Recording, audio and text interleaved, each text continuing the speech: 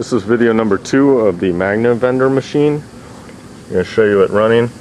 It has the gumballs in it now. What I didn't mention in the first video was that the rod that holds the top on has been remade. This one was missing or broken when we got the machine, but it works just fine. Here you can see the inside of the mech.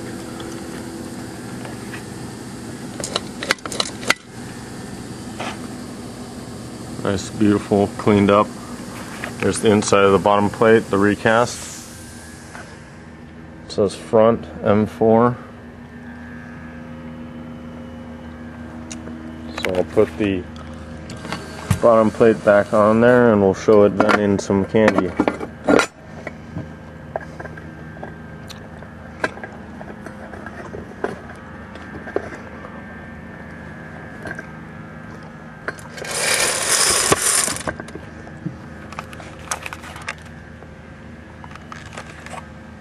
There's the machine again.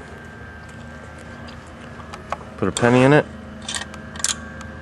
Turn the handle. Get the gumballs. It's a beautiful machine. If you have any further questions or comments, please just give us a call or message us. Thank you.